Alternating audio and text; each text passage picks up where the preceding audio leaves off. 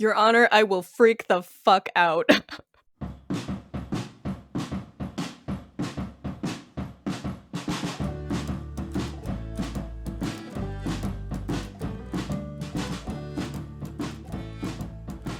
Hi, thank you for joining me.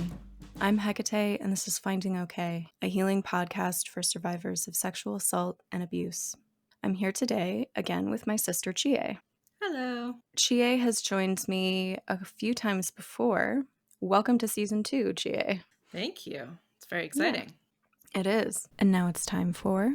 Oh yay, oh yay, oh yay. Trigger and content warnings for this episode include the following: sexual assault, trauma, PTSD, anxiety, abuse, the court system, mention of medical marijuana, mention of eating disorders, child protective services, and stalking.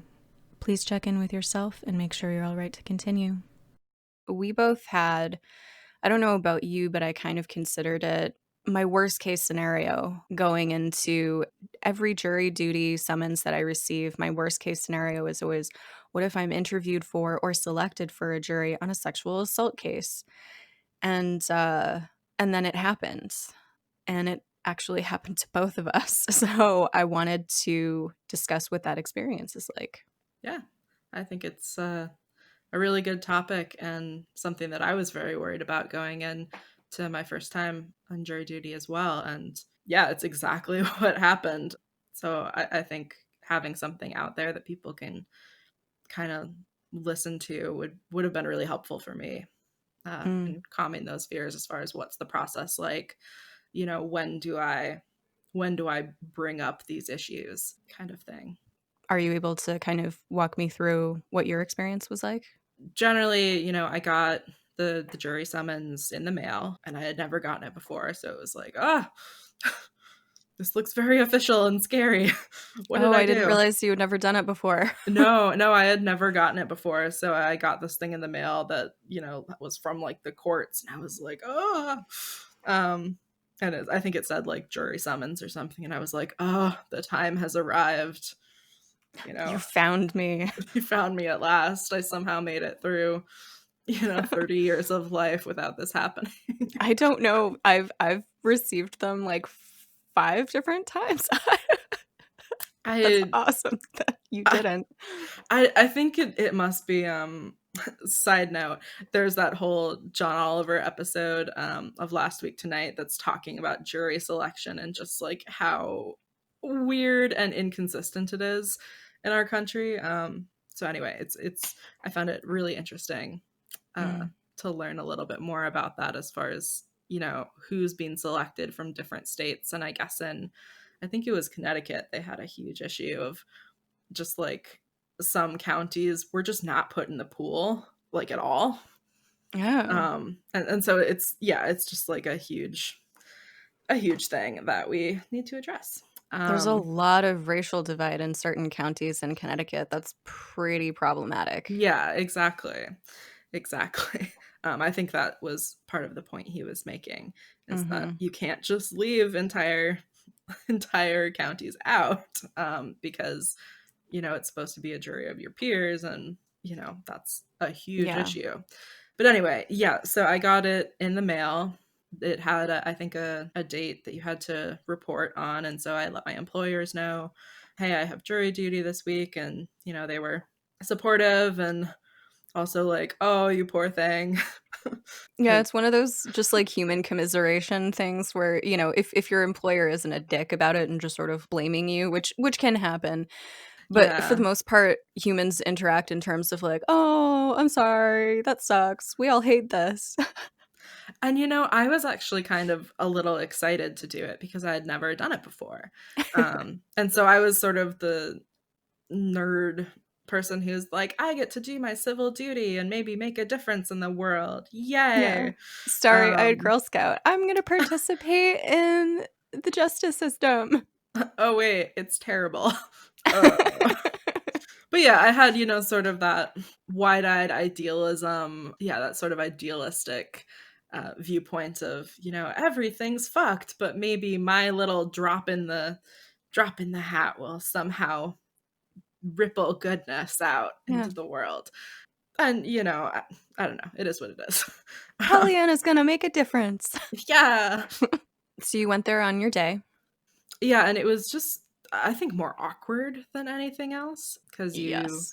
you have to go in, there's metal detectors, they have to like check your bag and that whole nine yards. And then you go in and you have to be there on time, and they show you a video talking about jury duty and how it's, your civic duty and you're part of the justice system of the United States. And, it's got sort of like patriotic music going and people talking about how meaningful it is, and that's true, I think. Somebody's Probably. waving a flag. Yeah, I think there's like usually a flag in the background in most of the scenes. Yeah. But yeah, it's just generally them giving you a lot of rules and information and saying you have to stay in this room for these amount of times. And but yeah, at some point they were saying your group number is going to be called, and you'll go with the person, and you'll go to a courtroom and I guess go through the process and ask questions, and they'll give you more information along the way. So for most of the time, it's basically just sitting in a room with a bunch of strangers. Then, at least in my experience, like people not talking. Yes. It's it was kind of an old decorated sort of room. Lots of folding chairs. Yeah, I think we didn't have folding chairs. I think they were actually like pretty decent chairs. And it was nice in that they had outlets. So I was able actually to plug in my laptop and like actually work because I work from home. So I was just able to do that. But yeah, it was just kind of sitting around. Some people read. Everyone just seemed kind of generally unhappy to be there. I made a point to like bring water and, some snacks because, blood sugar and all of that. And it just made me, I think, anxious being in a new place. And I'm just like have this fear of rules, and like I'm terrified of the idea of breaking a rule that I didn't know was there. That's another weird psychological thing to delve into at another time. But yeah, so I just wanted to kind of make sure that I had everything I could possibly need with me in my bag. And yeah, so eventually our numbers were called, and we went up to a courtroom. So we kind of waited outside, and it was really quiet and awkward. And it's kind of this weird thing where they kind of discourage you from talking to your other jurors, but also you're stuck with them for hours doing nothing. So it's like you're not allowed to talk about the case. But it was early in the morning and everyone just kind of huddled around their phones because, we hadn't been selected yet. So we didn't have, any bans on communication with the outside world or anything like that at that point in time. But yeah, so then basically we went into the courtroom and they had us fill out these questionnaires that were fairly in depth. And I'm assuming that for different cases, I'm guessing the questions are different based on, the case. And ours, yeah, there were just a lot of questions about my history, my background, how I feel about various different things. How do I feel about, I don't know, like law enforcement, or how do I feel about like moral stuff or ethics, or, kind of the basic stuff. It's like, oh, they're clearly trying to rule out people who are very, very decided in certain ways. Yes and no. It depends on the case. A lot of these forms, it's my understanding that a lot of these forms are, if they're not like a general one that's given to like the overall pool, that when it comes down to selecting a jury for each case, that's actually like a really big deal. And there are like jury selection advisors that work with lawyers on that in order to select a desirable jury. And those questions are formatted in such a way to find ideal people. And you would think that that has to do with finding people that fall in the middle, but sometimes it's finding ways to get a balance of people, and sometimes it's finding a way to trickily, like sneakily, like find the perfect jury that might come down where you want them to come down. Like it honestly, like it really varies, and it's an interesting process. Yeah, interesting. Yeah, it sounds very complicated. Yeah, so there were a bunch of questions that we filled out, and then we had to go into that little side room to wait for a while. What was your anxiety level while you were waiting? I was a little anxious at first, but more it was just awkward. And then I think when we got into the courtroom, the judge explained what type of case it was, and then I got like real like anxious because he explained that it was I think a federal rape case. And it was like, "Oh, well, this was exactly what I was hoping wouldn't happen." So it kind of made my stance really clear. It's like, oh, well, they're not going to pick me. um, but there was also still that creeping fear of like, oh my God, what if they pick me anyway? So yeah, there was a fair amount of anxiety. And I did have some like PTSD medication with me in my bag just in case. I didn't end up taking it. But yeah, like decently high anxiety, especially while filling out the questionnaire. Because I think they told us the type of case before we filled out the questionnaire. Yeah, and then they took us to the little room and we all kind of sat, and basically I think it was at the end of the questionnaire there was a question that said, do you want to be questioned individually by the legal team basically, or are you fine to be questioned in a group with the rest of the jurors? And so I know that a number of people in our group selected that they wanted to be questioned individually, and I didn't. And in retrospect, I'm glad that I didn't do it individually just because I had never done it before. I think maybe in the future I would choose to be questioned individually. But yeah, I'm really glad that I got to kind of see the process and how it went on a few people before they kind of turned their laser focus on me, because it was really intimidating. But yeah, so we waited in the little room and they called out individual people, by name, and they were the people who had wanted to be questioned alone, which I think was kind of frustrating for the group because there were a lot of them, which meant that we were sitting there for hours and hours and hours doing nothing. But also, I think that's absolutely people's right. And also, it was a really sensitive, topic. And I totally get that people would want to do that. So yeah, we ended up breaking for lunch one day, and we didn't get through all of the interviews the first day. So I actually had to come back the second day, and we waited around again.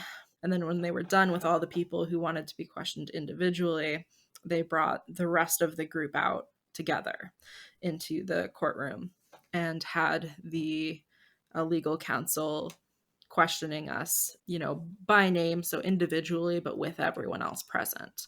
I think at some point during all of this, I think on the first day we had to swear in and promise to tell the truth and et cetera, et cetera. When we all went in there as a group, we were actually like across I forget the name of the gate line. So there's like the audience side where there's like sort of they're almost like church pews that you can sit in if you're watching. Oh, yeah. They had us initially like in the area where the jurors would actually sit in the courtroom. Oh, interesting. So we sat there when we got called in for the interviews. In the jury section? Yeah, but on the Okay. first day when they were explaining to us about the case, we weren't in there. Okay. We were just, sitting in the audience section. But yeah, so when they called us in to ask us individual questions, we all got called into the jury section and, had our own individual uncomfortable little wooden seats. And yeah, it was pretty nerve-wracking. So even though I knew that I was likely not going to get picked because of my experience with sexual assault, they are very thorough. And yeah, it was challenging. But luckily for me, there was one other person with experience of sexual assault who didn't ask to be questioned individually. I'm assuming there were more and they just all went, Mhm. alone privately. Mm-hmm. But there was one other person who was older, and her assault had happened, years ago. But I kind of got to see them question her first, and Mm. it was like a little brutal. I know it could have been a lot more brutal, but like for someone with an experience of PTSD, kind of watching them ask her these really intense questions, it was sort of like, oh my god, like just let her go. Can you um tell me what kind of questions they asked? yeah, it was just like asking, when it happened, how long ago was it, what was the outcome, did she take it to trial or not, what did she report it or not. I'm trying to think what else. It's kind of hard to remember because I was just so anxious. Yeah, everything kind of gets, you're on full alert Blurred. and everything gets fuzzy. Yeah. Crystal clear in the moment, Yeah. but recalling it's tricky. And I'm trying to remember, because it would probably be pretty helpful, getting to hear her go through it. A lot of the questions were like around, do you think you would be able to give this person a fair trial based on your experience? Mm-hmm. And she gave a lot of probably the responses I would have given if I hadn't heard her go first. It was a lot of, well, I don't know, like, I try to be a really fair person, but I have this experience, and so it was a lot of like really ambiguous, like, I don't know. Yeah, I don't know, man. This is intense. Yeah, like, I don't know, like, I'm a fair person. Are you trying to get me to say that, like, no, I wouldn't be fair? Like, no person wants to say that about themselves. Mm-hmm. But basically they just kept asking her questions sort of in that same vein until she started to get kind of choked up and like almost crying. And at that Oh, point, one of the legal counsels, said, "Am I hearing some emotion in your voice, ma'am?" And she said, "Yes." And then they said, like, "All right, we're going to choose to, let her go." Or I can't remember what the term was, but they were like, "Yep, she's out." yeah. But yeah, so it was really actually helpful getting to see her go through it Mm-hmm. and see that like that was how intense it was, and that they really did not want to let people go, obviously, because everyone's always trying to get out of jury duty. But yeah, so kind of getting to see her go through it and be like, oh man, they're just gonna like keep at it until basically I break down, unless I give them a really clear answer up front. That's a really good observation, and I think that's really valuable in terms of like something to offer within this podcast is if you should have this worst case scenario, they will ask you that question of like, do you think you can be fair? Don't say maybe. If you have to say, I want to say yes because I believe in being a fair person. However, like, and then be honest about how it affects your life or any feelings that you have. Like, say what you mean, but don't say maybe, because as if you keep saying maybe or I don't know, they're going to keep asking you questions because they're Yeah. there for definitive answers and they need to figure out how you actually feel about something. And if that's going to put you in a situation like this poor lady was put in, just be mindful of your options and think through how you actually feel about this. I'm so sorry that happened to her, but I am glad that you were able to be present and learn from that so that you hopefully when it was your turn had a slightly better experience. Yes, and again, I felt so bad for her because, this was something that had happened to her maybe, 30 years in her past.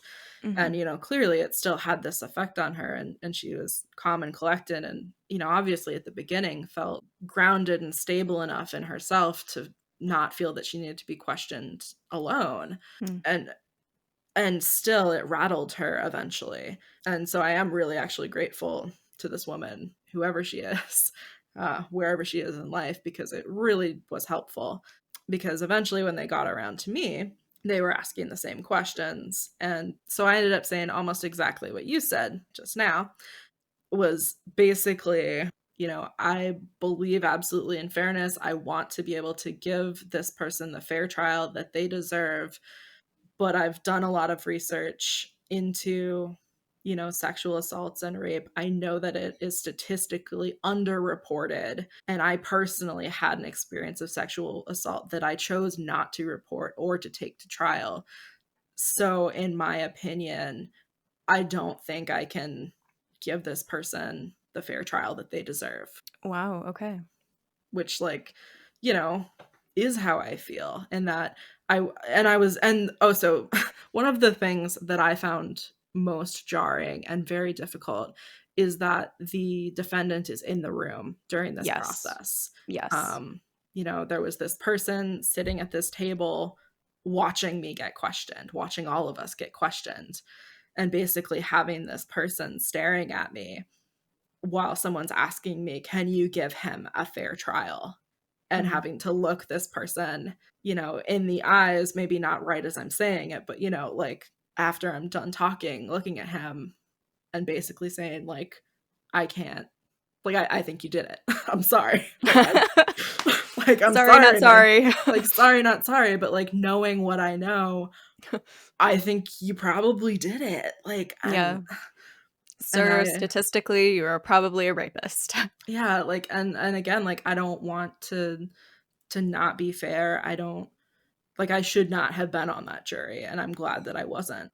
But yeah, they pushed it to a point of, and I think they asked me a few times, even having said, what I just said, the judge, I think, still asked me again, are you saying that, what was the phrase? It's something very judgy. Judgy. But it was something very, reminding me of my legal responsibility to withhold judgment, to hear all of the evidence, to give the person the benefit of the doubt, and to know that people are innocent until proven guilty. Knowing all of this, do you still think that you couldn't put your personal feelings aside and give this person a fair trial? And so he asked that, I think, a couple of times. And I had to eventually say, no, like, very clearly, no, I don't think I can give him a fair trial. Wow. And like, That's a big deal for you. yeah. And it's something that I really value, is being able to be fair and to put my personal feelings aside. But I also, brought up in their questioning, before that final moment, they asked if anyone else had personal experience that would, I can't remember the phrasing they used, but basically, does anyone have any personal experience that would create bias or yeah, like, interfere with the presumption of innocence. yeah, interfere with their ability to give a fair judgment. And yeah, so we kind of like had to raise our hands, which also is really awkward. So it's basically just an entire couple days of really awkward and uncomfortable and self-disclosure to an entire room full of strangers about, a very painful personal experience. And I think the thing that helped me during that was remembering, like, I don't know any of these people. They don't know me. I'm never going to see any of them again, like, most likely. So it doesn't really matter what they think. And especially, it was really helpful because as soon as I got excused from the jury, I walked out. I think I had to go back downstairs, and I think technically they're supposed to put you back in the pool as a potential juror for the rest of the week. And just the clerk or whatever who I went down to see, saying, like, hey, I got excused. Do I go sit back down? He was like, you did it. You showed up, you waited, they considered you for a jury. I'm going to call you done.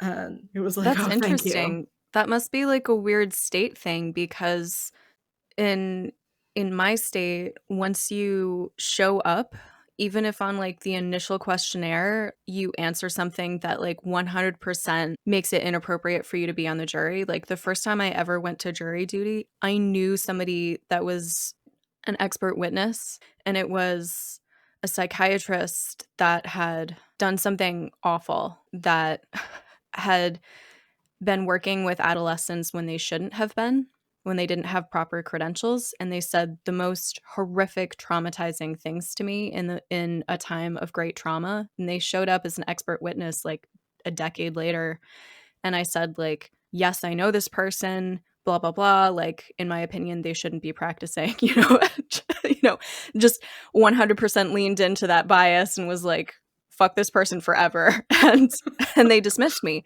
And that, even just me sitting in a folding chair for like a couple hours and saying that on a form, I performed my duty and I was out of the pool for like however many years is appropriate, Mm-hmm. and wasn't summoned again till later. So because I was down as having done jury duty. That's interesting that in your state you potentially might have to go back into the pool. Well, That's no, interesting. no, What? no. So what I mean is I won't get called again for whatever the rule is. Mm-hmm. But in at least our state, I was supposed to, after having been questioned and getting excused from that jury, I was supposed to wait in the little holding pen of potential jurors for the rest of the week of my jury duty. So this That's so my messed up. yeah, so my week of jury duty was assigned, it was like Monday through Friday. And so Monday we started, I got called for a possible jury. And then Tuesday was the day that I personally got questioned in the group. Mm-hmm. And then I got let go, it was probably 4 o'clock on a Tuesday. And the guy downstairs in the basement of the little holding pen said, you showed up, you did it, you got questioned, they considered you, they didn't want you, you don't have to Nice. stay here this whole week, you can go home. I'm considering it served for the whole week. Thank you, nice man. Yeah, like seriously. Thank you. And I think it's not something to be assumed that will or won't happen. I think it's really Agreed. dependent based on how many cases they have, how many potential jurors they have.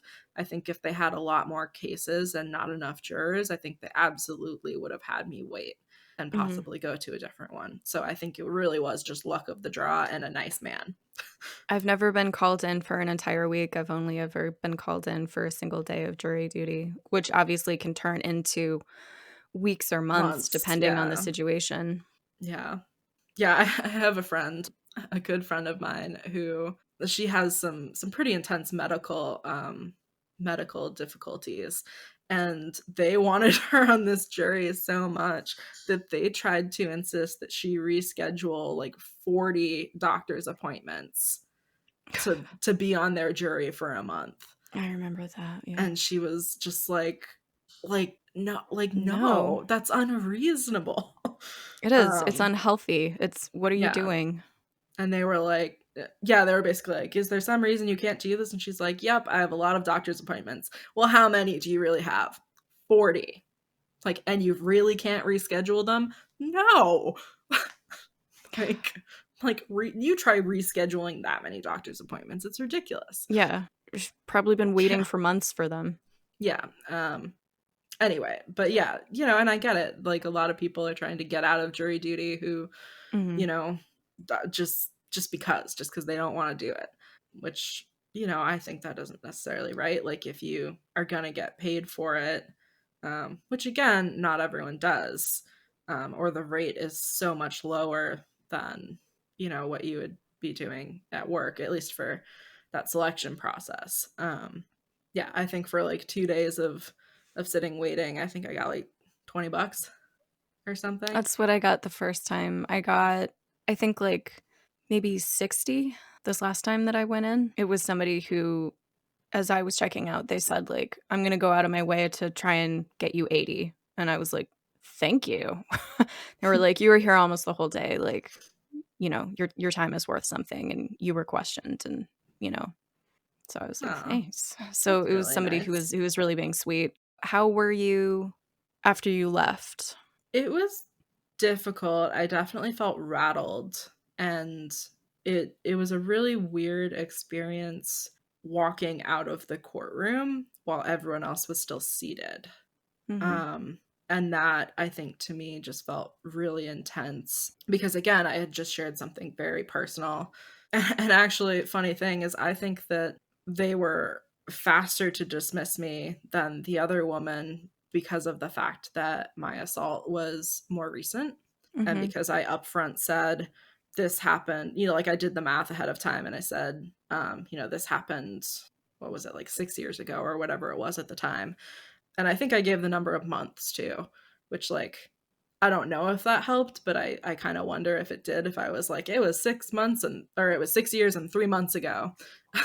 Yeah, if it And I sounds like you're still have still counting, PTSD. that probably says something to people. Yeah. I'm like, I know the day, I know the month, I know the year, and I still Look at have your watch. PTSD. Yeah, like I know exactly how long it has been. And I'm still affected by this and I still have PTSD. And like, you do not want me on your jury, seriously. Mm-hmm.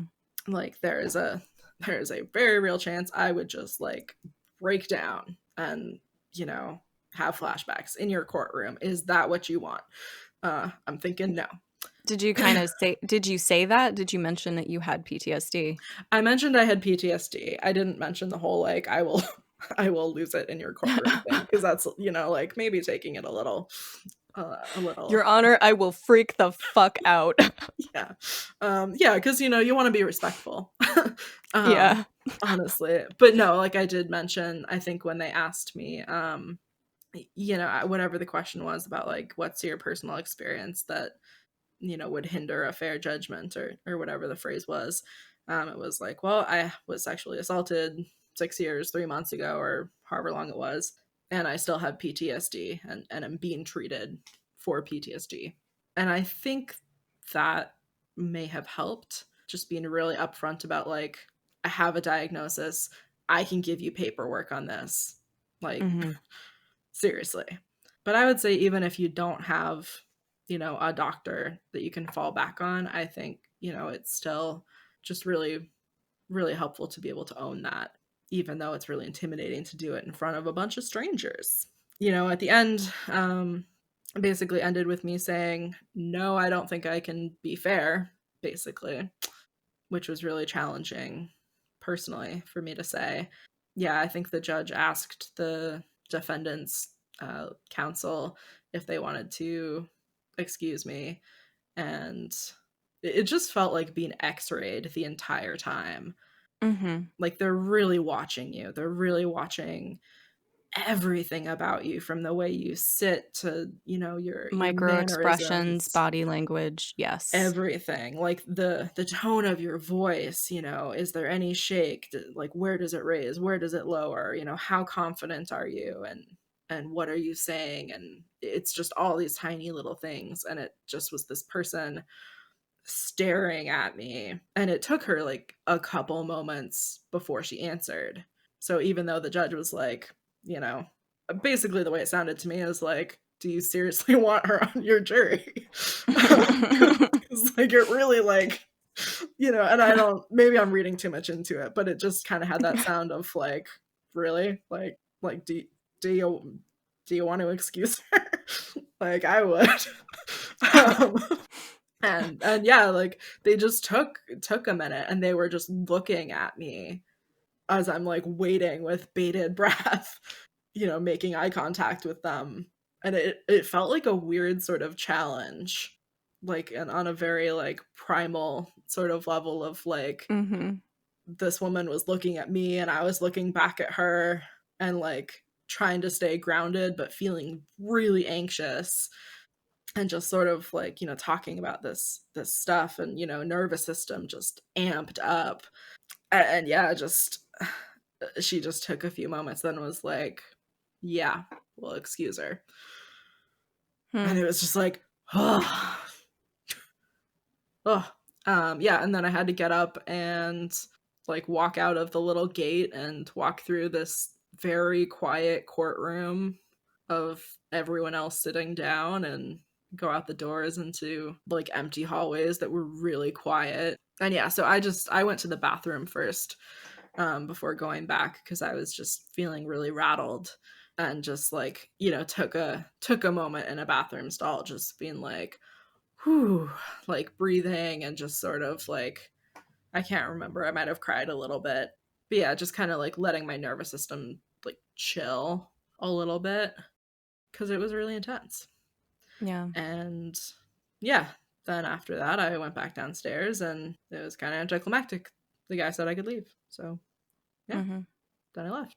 Well, for mine, I was called in for a day. Yeah, showed up and had, said goodbye to my partner in the morning, and, had articulated, every time I go in, like, or I'm summoned, like, I'm always just like terrified that, I articulated, like, my worst case scenario is being interviewed or called in or like selected for a jury on a sexual assault case, and I was like, but I know the statistics, like, they're underreported, and so few of them actually even make it to trial. So, like, I mean, in the wide array of things that do make it to trial, like, I know I'm just worrying about nothing. And that's literally what happened this Of last course. time.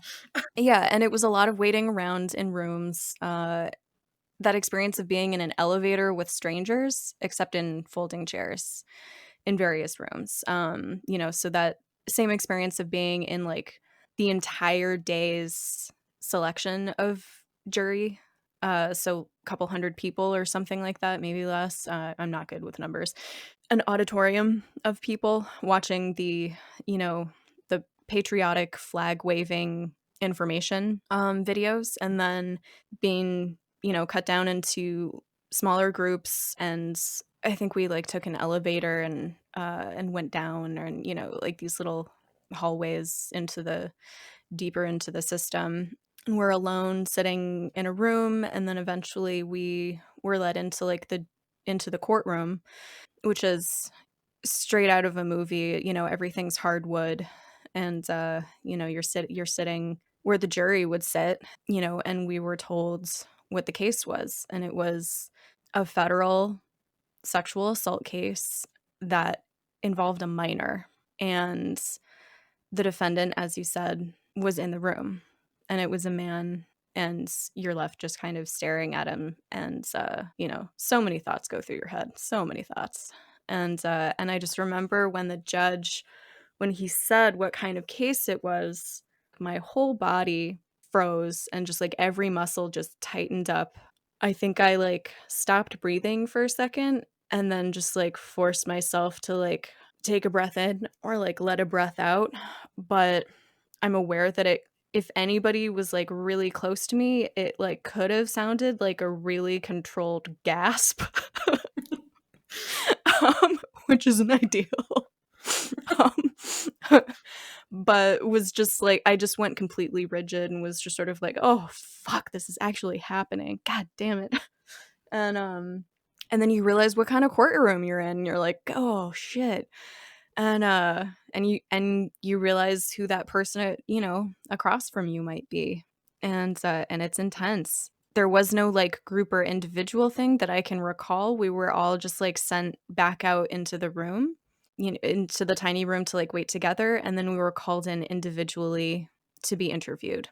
And I remember sitting in that room, and again, knowing statistics, was aware of I found myself wondering who else in the room was going through something similar to what I was going through. I knew that there were other survivors in the room, I but you remember don't thinking talk the to each same other. thing. Yeah. Yeah. And it was just this weird moment of you're simultaneously really separated from each other, but also this feeling of camaraderie with people in the room that you can't identify, but they're there, and that there are people who are sharing your experience, but you can't reach out to them. But it was just this really interesting experience. And I remember just kind of sitting there and thinking, I don't know who you are, but I know you're here, and I'm here for you. And just trying to just like embody some calmness in the hopes that it would reach them somehow, like in the air, that I could share it maybe. And I sat in that room just really taking stock of everything, really working hard on self-regulating, because I knew that what was about to happen was my worst case scenario, and it was going to be probably pretty intense. And also just like really asking myself those questions of of can I be fair, and what will I say? And I went through it in my head, and they called you in, and you sat where a witness would sit in trial, which was like right next to the judge. So you like look, so I looked up, and like in the little like podium, the hardwood podium, like the judge was sitting there. And so you kind of look up and feel like a child because they're towering over you in their little box, and you're sitting in your little box. And then straight across from you is a potential rapist. And then all the lawyers. So that was intense. And I got in, and they explained again what the case entailed. Just to reiterate, like, it's a minor, and we had been told when we were given like the initial summary, he had said these are some of the issues that are at hand. Like, this is a federal case. It's very serious. It's a sexual assault case. It involves a minor, so someone underage. And he said, like, we take these things very seriously. And he said, I can't remember the specifics or like the words he used, but he said, I don't expect this to drag on very long. This should be done in a week. And I found it very interesting that he said that. And I think he mentioned like looking over the details of the case. And to me, I found it very interesting that he said that and that he shared that. And that to me made me wonder, like, doesn't that mean that there's a preponderance of evidence? Or doesn't that mean that he's speaking to the evidence somehow? Like, if you can make an assumption about how much time it's going to take. And for some reason, I heard that. And in my head, I was wondering, like, are you presuming innocence? um, and I don't know. Like, I still kind of hear that, and I'm like, what did that mean? Um, but I guess Yeah, that's odd. yeah, but I mean, he's been a judge for a long time, I assume. So I guess, you get a feel for things, but I found it an interesting thing to share with a potential jury. But in any case, I went in there when it was my time to be interviewed. I was in the little witness box, which I've never reported anything. I've never been in a trial in any way. So that was my first time like in the box. And certainly for a sexual assault survivor who didn't report, for me, a number of assaults and has never had their own day in court, it's interesting sitting in that box for somebody else in any way. And it was just it was very intense sitting in that witness box and staring at a potential rapist. And and he's trying to connect with you. They're trying to ascertain whether or not you can be impartial.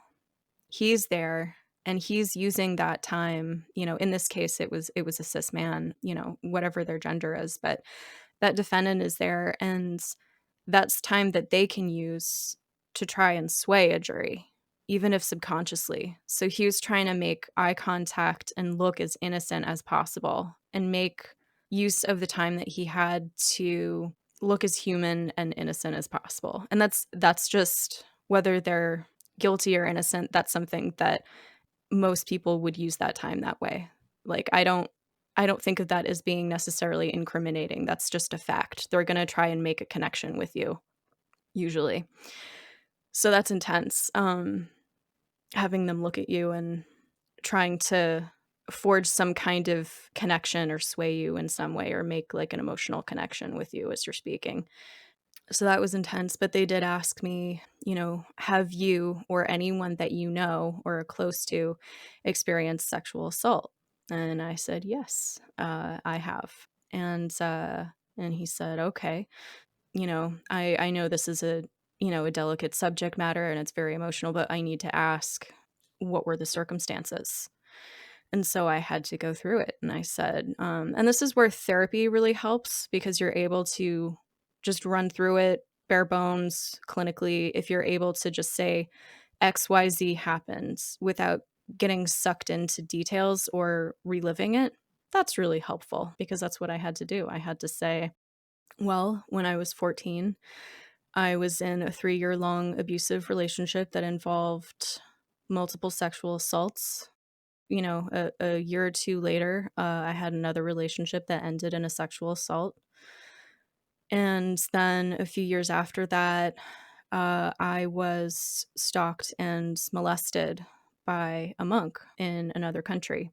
And I was able to just say that really succinctly without getting too caught up in it. That was good.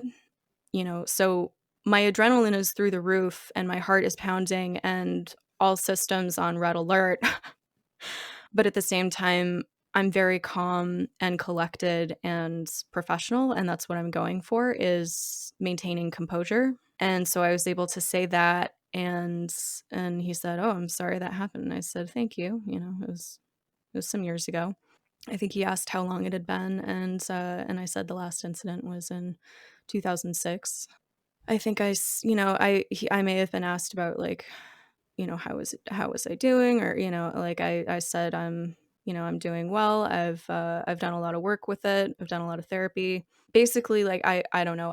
I blanked out like a decent a decent amount of, like, the less important particulars, or the full range of the conversation. But then I was asked, do you feel, having had those experiences, that you could provide an unbiased judgment for this man, and pointed at this man sitting across from me. And yeah, and looking at a potential, child rapist, I had to give that answer. And what I said was, yes, I do. And he said, really? And I said, yes, because as much as I am formed by those experiences that I've had, I have also had the experience. I might have called it a trauma, but I said I've also had the very traumatic experience of being accused of something that I didn't do and not having the presumption of innocence. I know how important it is, and I do believe that I could provide that. And he said, okay. And they were about to move on, and I said, however, I do need to put it out there. I am diagnosed with PTSD, and there is the distinct possibility that during this trial, I could have a panic attack or a flashback. And I said, is that something that this courtroom can make space for? And I just left it out there as a question, because I was honestly, like, I wasn't going to tell them whether or not it was appropriate. That's up to them. And I just said, like, are you going to make space for that? If you're going to pick me, but you need to know that that could happen. And, basically it was me disclosing a medical condition and saying, like, are you going to provide space for a medical condition? And it was the judge that answered. It wasn't turned over to the lawyers at all. And the judge said something along the lines of, he said some really personal stuff. He said something along the lines of, like, I'm profoundly moved by your honesty. I can't remember what he complimented, but he complimented me, like, as a person, or the way that I was, like, holding myself, or I don't know, or comporting myself. And he greatly appreciated how difficult it was to talk about those things, and he appreciated me disclosing them when he knew that it must have been difficult. And that as much as he believed and appreciated my ability to provide a fair judgment, that, considering my condition, he felt it would be unfair to me to ask me to be on the jury because of the potential for it to be re-traumatizing and to cause me active harm. And he said, thank you so much for your time, but I'm going to say, he said, you're done, basically. Thank you so much, and said some, like, really lovely things to me as a person. Was like, bye. This will fuck you up. Bye. Let's not. So he thanked me and was really lovely, and really considerate and sensitive, and then excused me. And I went, and the person said, yeah, I'm going to try and give you $80. And I was like, that would be great. And made my way all the way back down the elevators into the lobby, back past the metal detectors. And I wasn't able to have any of my medication with me that day, because my medication is marijuana, which is still a federally illegal drug and is not allowed in a courthouse. And so I really held it together, and got to my car in the parking lot, And before I started like the half-hour drive home or something, I really just made space for catharsis. Even though like I felt like, hey, like I can suck it up and get home, I was just like, you know what? Let's just like do this, and just like forced catharsis a little bit. And I played the song Diamonds by Alexa and Naima, or Climbing Poetry, Mhm. which if you don't know the Such a song, great song. it's such a great song. It is so intense. And so I blasted that in my car in the parking lot and just sat there, and I think I played it like twice, but like sang along and was just like sobbing. And so like got halfway through the song or something and was just sort of like, okay, there it is. And it just kind of just like came pouring out of me. And so I was like, whatever, like people can see me. But there weren't many around in the parking lot, but I was like, fuck you. It's been a day. And I'm sure loads of other people at the courthouse have had a day as well. So I was just kind of, yeah, I made the space that I needed to make in order to have like a safe drive home.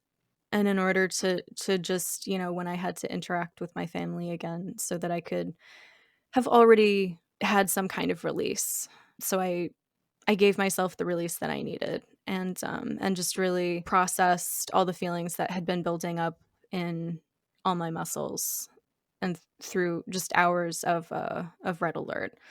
So I felt a lot better having done that. And then I think when I was in, after we were told what kind of case it was, you know, we're told not to share any details, and I didn't. But without sharing details, I was able to text my partner and just let them know what was up by just saying, you know, I just texted him and I said, it's worst case scenario. And he was like, oh, fuck. So he knew what that meant. And and so he, you know, was able to come home knowing that I had had a day and would need support. And I was okay by the time he came home. I just really took the rest of the day, and possibly the day after that, and just gave myself the space that I needed to recover. As much as I was feeling okay, I was also just acknowledging that that had been intense, that it might surprise me, that it might pop up in weird ways. And so I just kind of practiced really good self care as much as I could. Gave myself time and space to relax and self regulate, and you know, or escape or get distracted when that felt necessary. You know, maybe I binge watched a show or something. I don't know. But I think I just had a lot of quiet time, maybe like took a bath and like disappeared into some fan fiction, maybe. I don't know. I can't remember what I did. But I do remember that I made space for myself. And I think that was really important. But it was a really intense experience. And it was also an experience that I dreaded, and then it happened. As far as it being like, oh, was it as bad as you thought it would be? I don't really think of it in those terms. I think of it more in terms of, yeah, that sucked, and then I got through it, which is honestly most things like this in life. I think hearing about the various steps of the process and the experience, and kind of what came up from both our perspectives, I think that it might be helpful to other survivors in case they end up facing worst case scenario jury duty for a survivor.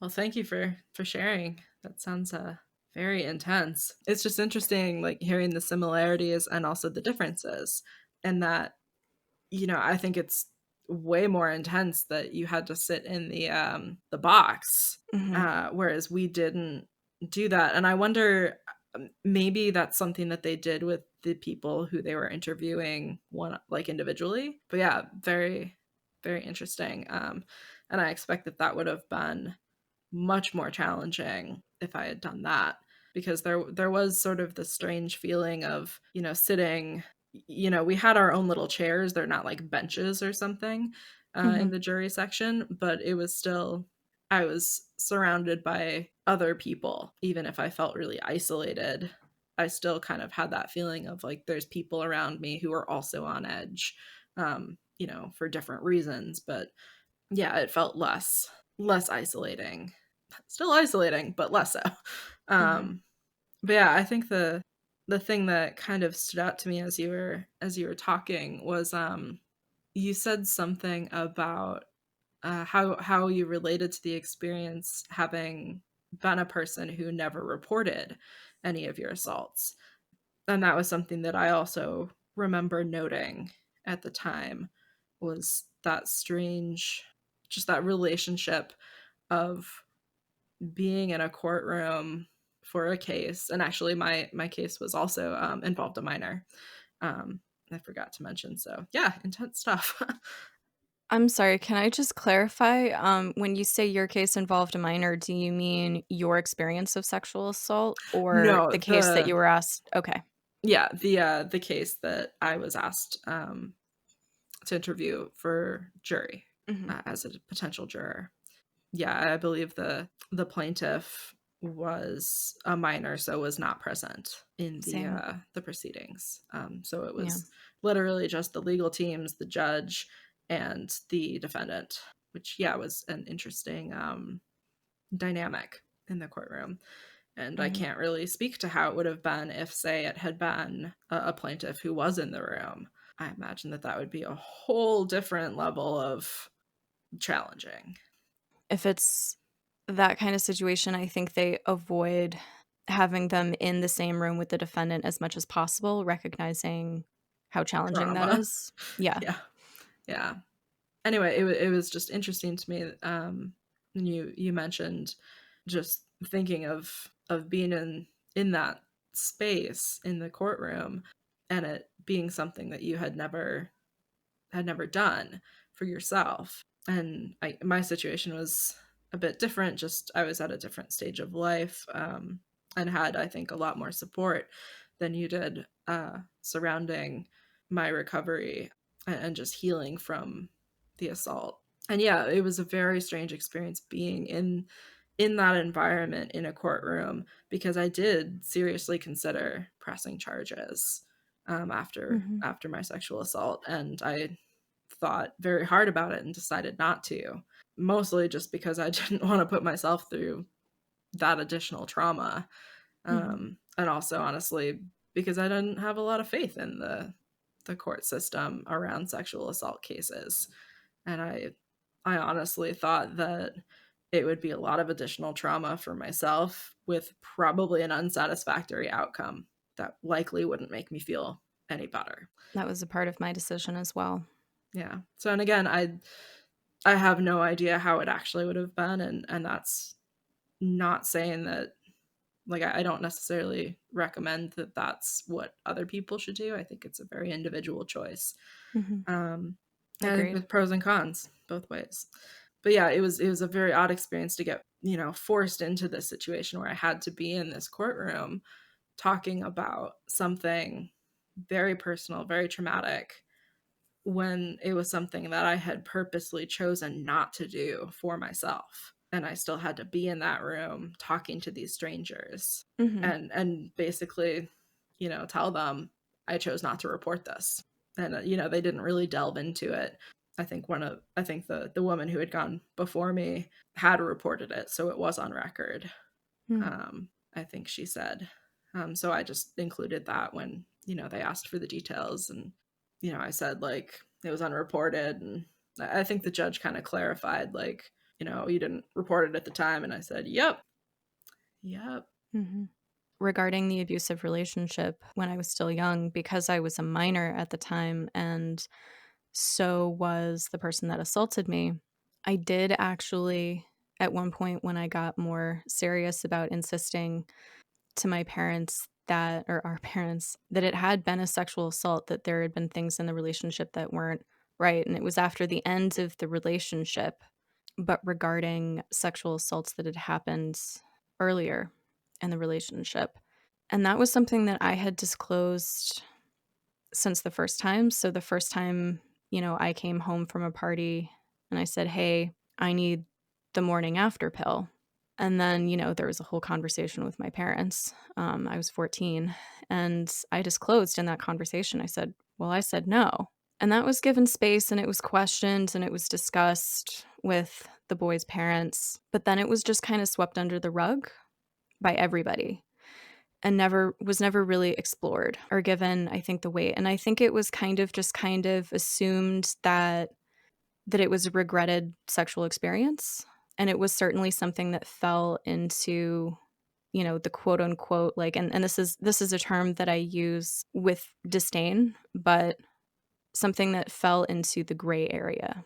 And that was a part of why I think everyone just felt more comfortable just kind of sweeping it under the rug. But years later, I said, hey, no, this happened. A bunch of other stuff happened. And I actually had my mother called Child Protective Services. CPS came to interview me about the relationship and about the sexual assaults. And so I had an interview with them in our house when I was still a minor. And that's very fuzzy to me. Once I was across from that person, I think I backed off a lot from what I had been asserting had happened, because I was invalidating my own trauma. It was hard to own it, and it was terrifying thinking of the ramifications for my ex-boyfriend at the time, and knowing like where this could potentially go, and knowing the pushback that would occur. And I found myself thinking, but can I win this? And I kind of found myself thinking, I don't think I can. I don't think I've got the stacked evidence on my side. And I backed off of it. I made it clear that I can't remember what I made clear, to be honest, but what I did make clear was that I had concerns about him hurting other people. And that at least I'm glad I didn't back off of, because and that was honestly like why I ended up in that room with CPS having that conversation, was because I exited the relationship, realized that it was abusive, realized that there had been sexual assault, and realized that he was going to be dating other people, and that he was abusive, and that there was the potential for me to stop it from happening to other people. And then when I was in this situation, I found myself realizing like that can be my attention, and I can assert that that is my intention and what my concerns are. And I said, and kind of found myself thinking like, I don't think I can win this. And I don't, yeah. And, I expressed concerns, and I think that's, the best I could do with the state that I was in at the time. Looking back and understanding more about consent, I think it's an interview that would go very differently. I think it's very difficult when you're a minor and you've been gaslit for 3 years and abused, and you still don't understand what consent is, especially when you've never been given that full understanding in the first place, and then when it's been violated consistently for years and undermined. Standing in a place of, I did not give consent and these things were wrong, when you're in a place of blaming yourself, it's hard. It's really hard. Yeah. That was the most like legal situation I was ever in for myself, and everything else was not reported, either because I didn't feel that I would win it, or because I made that choice considering my belief in whether or not the person would reoffend. And then in the last case, it was a situation of me being in a different country, recognizing that as a woman, I would be blamed, that considering the circumstances, that I would be blamed, that I would lose my position, that I would lose my housing, that I would lose my standing in the community, and I would be forced to flee, that I would face possibly assault by police, or at the very least, I would be asked to pay bribe money, and that it was a no-win situation for me in that country, the way that country works for women. And that was why I never did anything in that situation. So yeah, it is intense, and you find yourself thinking about a lot when you're in that courtroom, not for yourself, but for somebody else. And a great point that you brought up is that you being in the courtroom isn't voluntary. And that's sort of like a weird, like potentially, re-traumatizing or triggering experience, is being forced or compelled to appear and then being selected for that conversation, intensely personal, triggering conversation, and not having any say in that, and that being an underlying triggering potentiality. Just that whole dynamic that I you think being that, there is non-consensual. It's really yeah, weird. I think that's actually, you kind of really hit the nail on the head there. In that, I think that was a lot of what I found actually most difficult about the whole jury duty experience was, yes, I experienced the sexual assault. It was very difficult, still have some PTSD difficulties from it, but to a large extent processed it in therapy, doing quite a bit better with it. But that situation was really difficult psychologically for me because it really, like you said, put me in a position where all of the things I had learned about consent and my own empowerment, my ability to say no to situations that Mm. I'm not comfortable with, that I'm not okay with, all of that was really taken away in this jury selection process for me as a survivor, because I potentially could have gotten in a lot of trouble if I hadn't shown, or if I had shown up and just refused to talk about my experiences. They might have selected me. So it really put me in this difficult position of, if I refused to cooperate, I could get in a lot of legal trouble, Mm-hmm. or they could select me and force me to serve on a jury, and I could experience more psychological trauma as a result. And so it really gave me two shitty alternatives, which honestly, I really think they need to figure something out, because that's not okay. Mm-hmm. It's not an okay situation to make survivors go through that. Yeah, and I think that was a lot of the disquiet that stayed with me the most from the whole experience was, yes, on the one hand, it was empowering to be able to be in this room full of people and say, this is what happened to me and I'm not okay. And also, I should have never been in that room to begin with.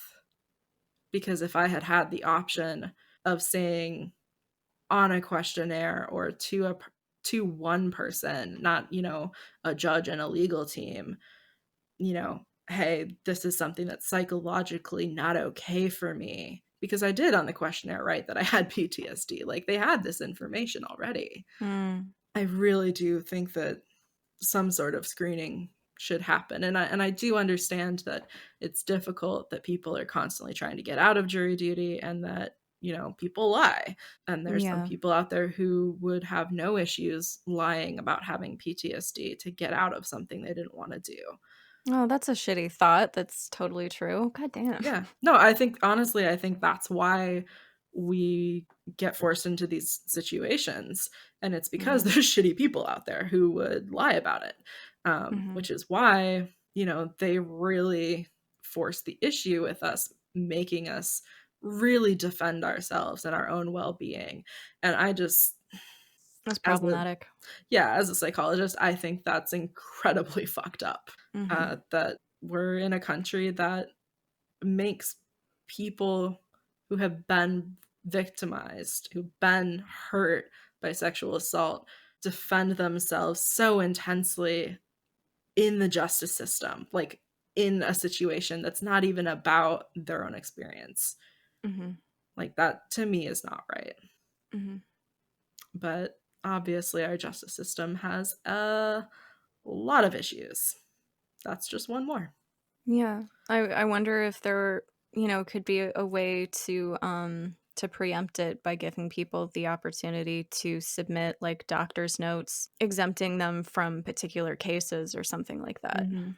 But something I will say is another part that I didn't speak to was me being excused, even in the moment when the judge was, said some very lovely things to me and was very compassionate and understanding, and I appreciated that about him. But I also experienced some, yeah, it was some frustration. It was some anger because as I was excused from the room, I was being excused from the room because I had experienced something that was similar to what this young girl had experienced. So, it being a sexual assault case and me being excused because I had experienced something similar, and knowing that a lot of the people that were being kept on the jury were being kept on the jury because they hadn't, that was frustrating. And I had feelings about it because there is the thing of you're supposed to get a jury of your peers. Are people who have experienced sexual assault, the majority of which are women, cis women, are they honestly getting a jury of their peers if we are consistently excusing, or not excusing, but if we are consistently choosing people who have never experienced it over people who have? And that's me saying that, understanding the complications of choosing people who have experienced it, that it's a psychologically distressing thing. But I think a lot of the time, jury selectors will opt for someone who just has no experience with it, which is bullshit, because another part of me, knowing the stats, was looking in the room, was looking at the jury, and was fully aware that when I was asked the question, have you or someone that you loved experienced sexual assault? Knowing the stats, I knew that there wasn't a single person who could honestly answer no. And if they, full honesty, said no, I have never experienced it, nor has anyone that I love experienced it. All that means is that they're ignorant Yeah, that someone didn't and tell that no them. one has, exactly, that no one's trusted them with their story. I promise you, every single person has a loved one or a friend who has experienced this. It is statistically impossible for you to not. Yeah, And actually, I remember answering that question on the questionnaire, and it was asking, like, have you or do you know anyone? And I was like, yep, me. Also, my sister, one of my first, girlfriends, like another friend in college, another friend. Like, the list just goes on. yeah, and every single one of those people knows somebody else. Like, we all know somebody, and ignoring that is detrimental. And it was me, like, sitting in the courtroom, like in the witness box, and looking up at the judge and looking at the lawyers and just sort of wondering, like, do you know the stats? Are you aware of what's going on here? Like, Yeah. um and it's just sort of like a surreal, it's very much a surreal experience, and there was some anger there, and I did my best to make space for that as well, but to realize that, like, yeah, it wasn't the time or the space. I just had to take care of myself. In retrospect, I go back and I just kind of, fantasize about saying something different, and it does have to do with kind of educating them on the stats of, like, you do realize that question is ridiculous, right, Your Honor? Like, that everybody knows somebody, and just, like, saying the stats aloud in that courtroom across from that man. And I look back and, I honestly, like, I'll bet I could find the information. I should look up. I think I, like, tried once and wasn't sure if I was looking at the right thing, but I should look up what the results of that case were, whether or not, he received a innocent or guilty verdict, because I'm honestly curious. And verdicts don't always reflect the truth, and that's a sad fact. So if he received an innocent verdict, that doesn't necessarily mean that he didn't do it, Well, yeah, and I and don't think they say vice innocent, they versa. say not guilty. Yeah, Not quite the same. not quite the same. Yeah. So what advice would you give survivors of sexual assault heading into jury duty about facing this, what is for us kind of our worst case scenario? I would say, similar to what you described, is just really prioritize self-care, both going into it, get a good night's sleep the night before and all the nights during. Really make sure that you have time set aside to really take care of yourself.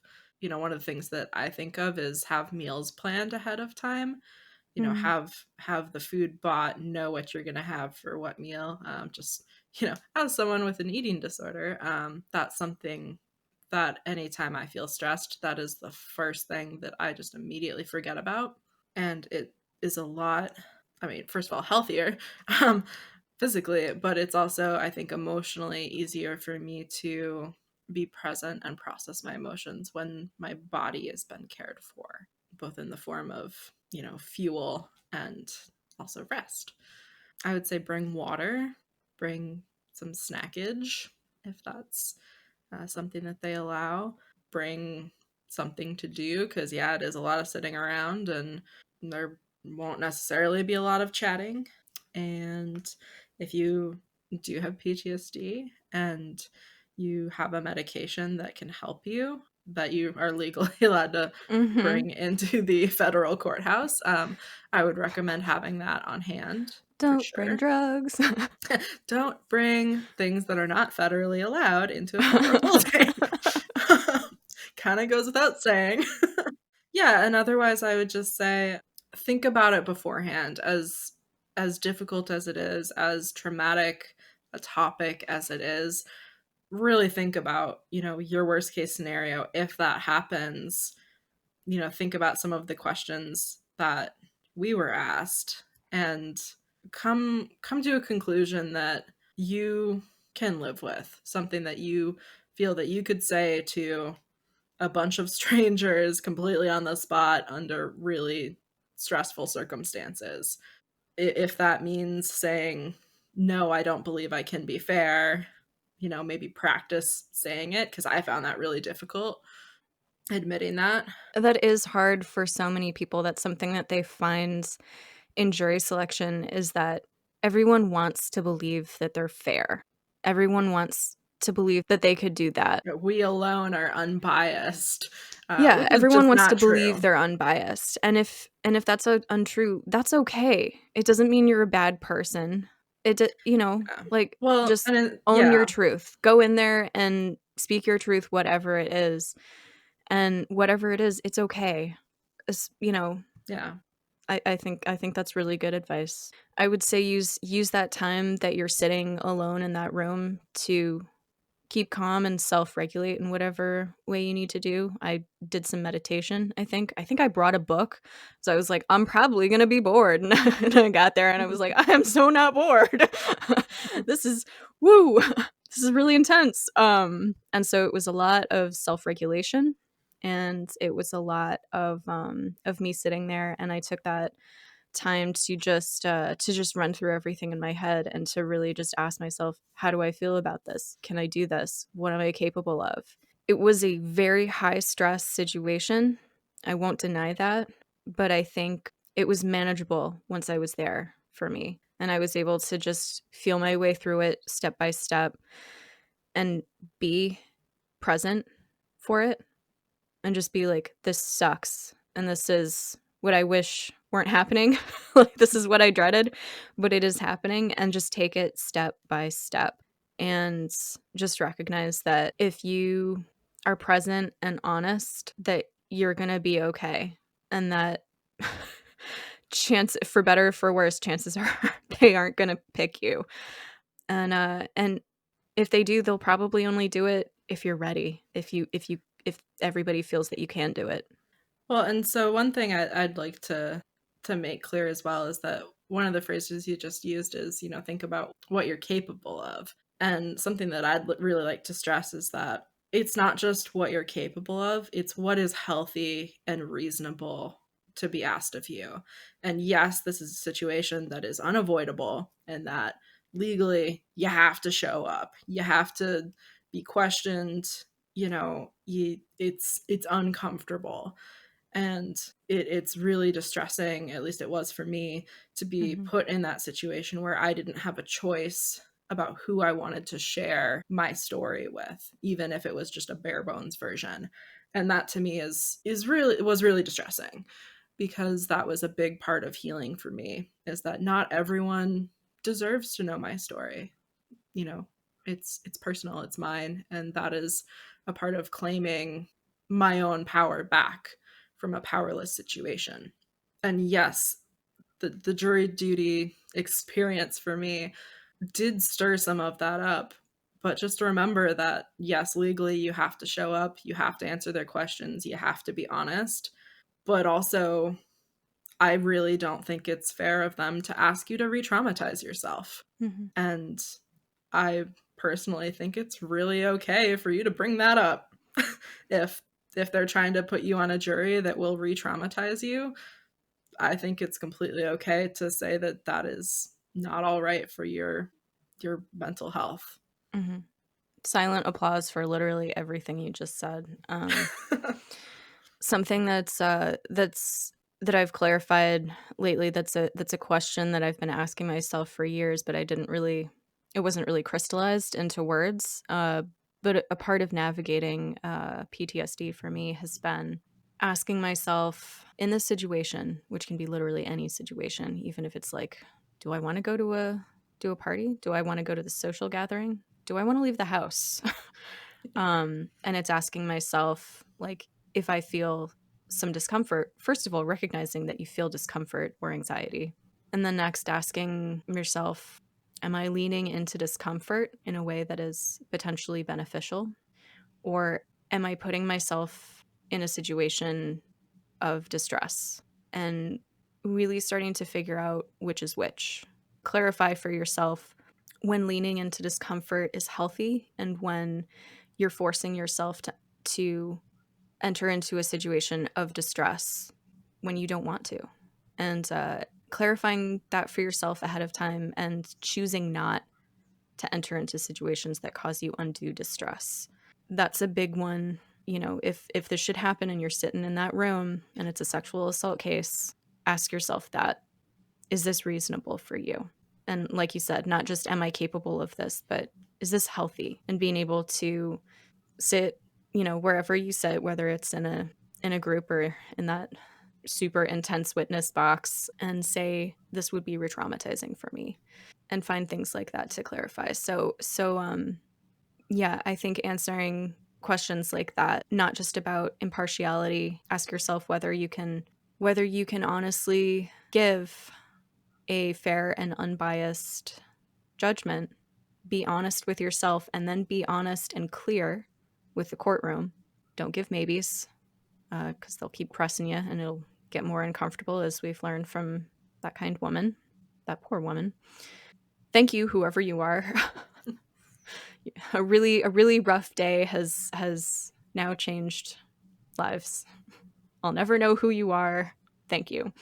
Be clear about that, and also be clear about what's healthy for you and what you can do. And since you're going to be stepping into a situation where the people in that courtroom, they might not know jack shit about PTSD or anxiety or being a survivor, like that, you don't know where their expertise lies.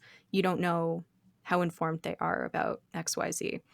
So be clear not just about conditions, but be clear about the effects on you.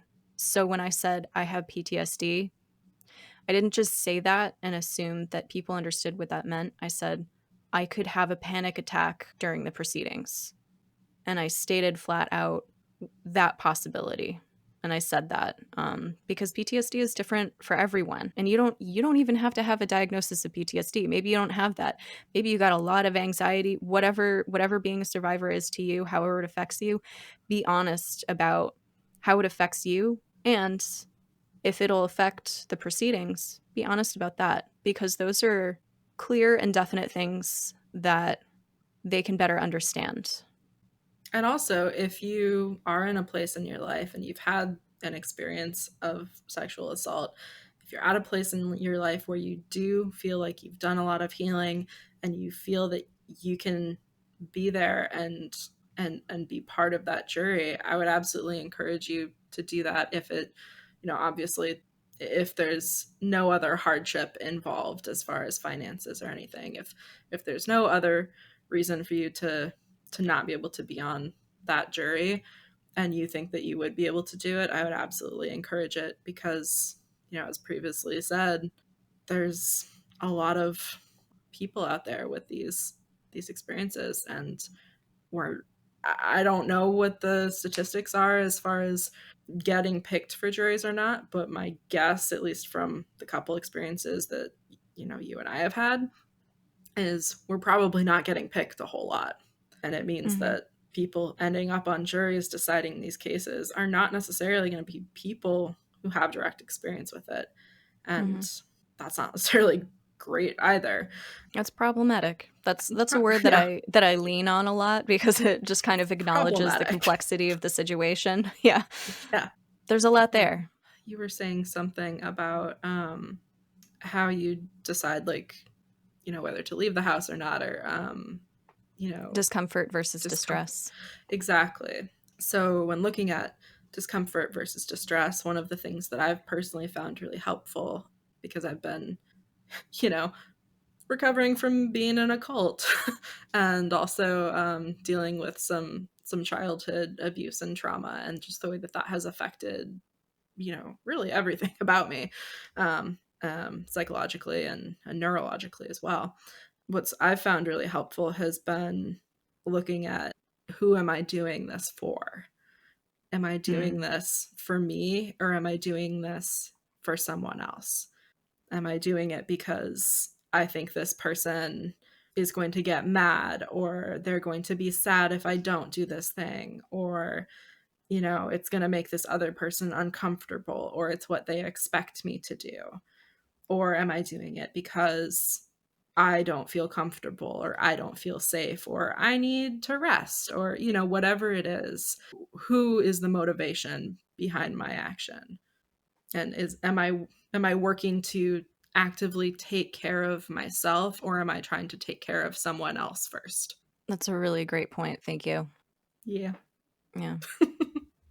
But that for me has been helpful in clarifying, because it can get really confusing, especially if you do have a history of abuse of any kind, or and anything that has led to a devalued sense of self, or any sort of confusion. Yeah. There's a lot of feelings of obligation that are often a part of abusive dynamics, and they can easily get built into your personality and into your decision making in an unconscious way, feeling obligated to people and on many levels. And you're right, that's a big part of decision making for a lot of people, and it's one, being aware of it, being mindful of it, is incredibly important. Obviously, we're not lawyers, so don't take any of this as legal advice. Yeah. If you have legal questions, absolutely talk to a lawyer. And you can also speak to people there at jury duty if you have questions, I believe. Yeah, I think there's people there who you can go to with questions, and just try and, take care of yourself, and don't be afraid to ask people questions, because that's what they're there for. Thank you so much for coming and being willing to speak candidly about this experience. It's really really funny that this happened to both of us, and fairly close together, in terms of, I think, months Oh that we yeah, both it had this was. experience. And I think this was like over a year ago. Yeah, it was a while. Yeah, this was like a year or two ago, that this happened, but it happened to both of us. That was pretty odd. In different states. Yeah, different states. It's statistically unlikely. However, anyone listening to this There has you been on the go. wrong side of statistics. So Woo. yeah. Yeah. Yeah, but it's something worth talking about. So thank you for coming here and talking about it. Thank you.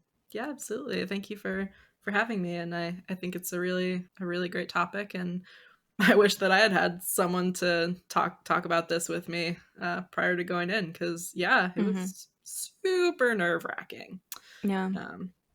I think I talked to you like a day afterwards or something. Having someone, like, if you're not selected for the jury, you're allowed to talk about it. So that's important to know.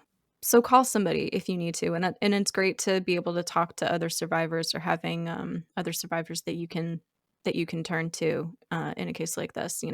Talk to your therapist about it. Talk to other survivors that are a part of your support system. Talk to a friend. Talk to whoever the hell you need to talk to. But even if you think you're doing okay with it, like I kind of felt like, I think I'm doing okay with this, but I just kind of like need somebody else to hear that this happens. Yeah. Thank you for being there, like, on the other end of the phone. Yeah, and I think you reached out to me when it happened to you as well. Yeah. Afterwards, and it's good to just kind of, you know, have some support. Well, yeah, you're welcome, and also thank you for being there for me. Yeah. Thank you so much for coming. Yeah, absolutely. Thank you for having me. Thank you so much for listening. Please write in with feedback, listener questions, or episode requests to podcast.findingok@gmail.com. Let me know if you're interested in joining me on the show. I'd love to have you. Finding OK is crowdfunded and paid for out of pocket. Anything helps. You are the ones helping me make this happen. Thank you. A link to the GoFundMe can be found on the podcast website, and I post links routinely on my Facebook page. I also post relevant articles, art, memes, and resources daily. Feel free to friend me. Hecate FOK. HECATE F.OKAY. You can also find me on Instagram. I have created a private Finding OK Facebook group for survivors. You are welcome there, and I hope you'll join us. Please take a minute to rate and review the podcast on whatever platform you use to help the podcast reach more listeners. Thank you so much for your continued support. Please share, subscribe, and donate if you can. Thank you again for listening. This has been Finding OK. Black Lives Matter. Take care of yourself. Your heart is a muscle the size of your fist. Keep on loving, keep on fighting, and hold on, and hold on. Hold on for your life, for your life, for your life. Your heart is a muscle the size of your fist. Keep on loving, keep on fighting, and hold on, and hold on. Hold on for your life.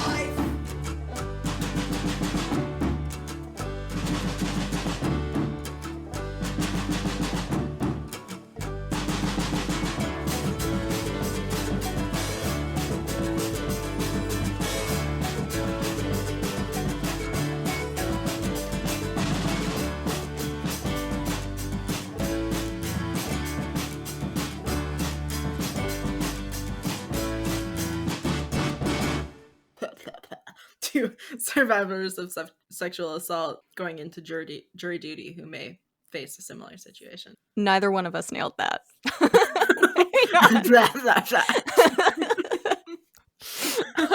It's a really good thing. There's this nice little plosive shield on this mic.